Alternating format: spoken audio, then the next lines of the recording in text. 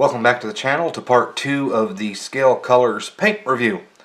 In the first part we did all of the spraying and tested the characteristics it has during spraying, and then off camera I weathered both sides of our paint mule and I brush painted the top because someone asked me how it brush painted, and I hadn't intended to test that aspect, but I went ahead and did.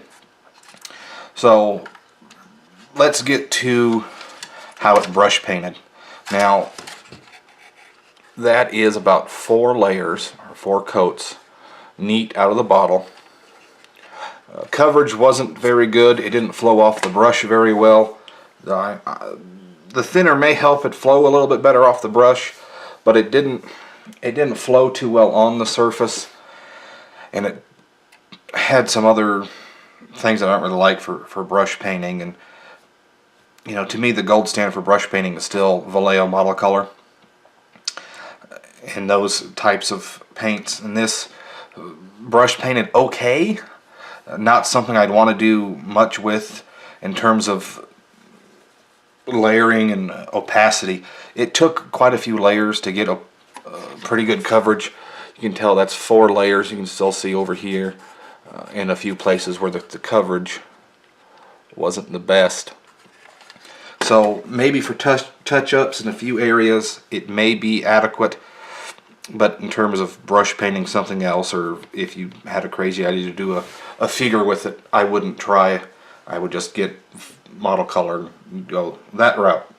So definitely really for an airbrush, not something that I would recommend if you're going to brush paint. Now if you remember, well, we'll save that for the conclusion. In terms of weathering, this is the side that was just straight over paint. This was the side that was over X22. Now I decaled on this side and no issues. I used Microsol set in the water, but Microsol on the surface, Walter Solvset, and the Tamiya Mark Fit Strong, none of which left noticeable tide marks, none of which affected the paint, so I didn't feel it necessary to decal over this side, since decaling straight over the paint was not a problem. Now in terms of weathering products, I used Tamiya's Panaline Accent Color and a few different colors of the Winsor and Newton oil colors, all of which were cleaned up with odorless thinner. Now none of that affected the surface, no tide marks, no other issues on either side in terms of the thinners or the weathering products attacking the paint. One thing I did notice when I was brushing over the paint with some thinner to clean up the Tamiya Panaline wash, just brushing softly like that over the surface was bringing the paint off the top of the rivets. And I don't know how well you'll be able to tell what happened on camera, but it wasn't a hard scrubbing.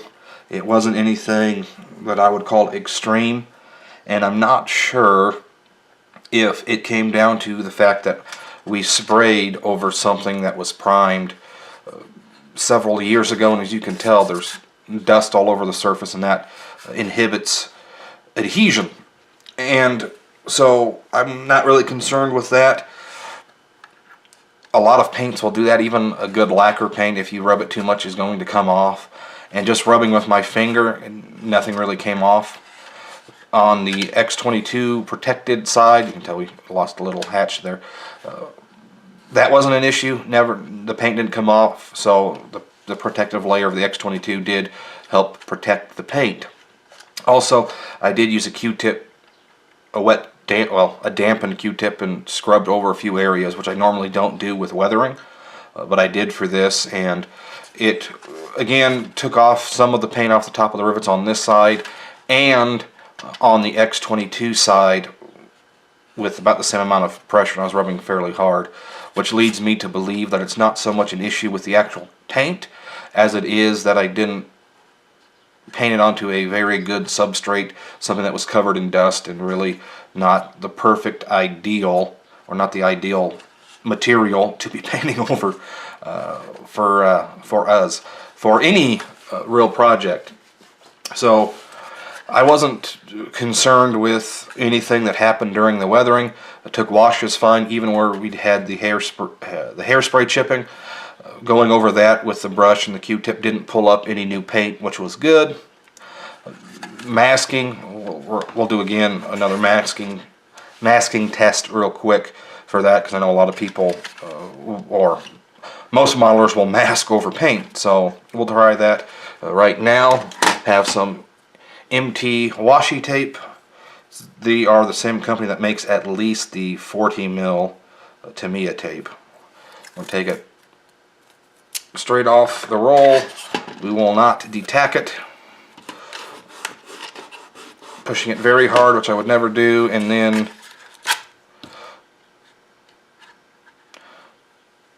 no paint came off. So we'll do it again over where we had the hairspray, which I would not recommend masking over straight hairspray, and no paint came up. That part right there is part of the oil that from the weathering. So paint test on that side did good, so I'm not going to worry about doing it on the other side. So masking over it, not a problem. Now I sprayed this less than 2 days ago. I weathered everything yesterday, so I think it's a decent test in terms of masking. I'm not going to spray it and then mask over in within 30 minutes. That's just not smart. So weathering performance was good. Spraying it was good. If you remember, during part 1, there was an issue I had with the airbrush becoming sluggish to close fully. I talked to Jeff over at Scale Colors, and from what we can figure out, and from what he has said and what I was experiencing when I was spraying, more than likely the issue was that when I tried to spray the paint neat from the bottle, that it built up on the inside, or really on the outside too, of the needle. And after about 20 minutes of spraying, it started to set, which is normal for any paint, and it was started to get gummy. And since I was still spraying paint, it never had time to fully set, so it was just sort of gummy. Now, I did not experience anything spraying it through a clean airbrush with the paint being thin to start, so that wasn't a problem. And again, this is a 0.2 in the chrome, so it's not something that is really perfect for a thicker pigmented paint like acrylics. So I don't see the sluggishness as being an issue for most people, especially if you're going to use something with a larger ums. You always have to have larger ums. Larger nozzles and needle sets like the HPC Plus or a Master or whatever brand of airbrush you have with a 0.3 or larger. I don't see that as being an issue.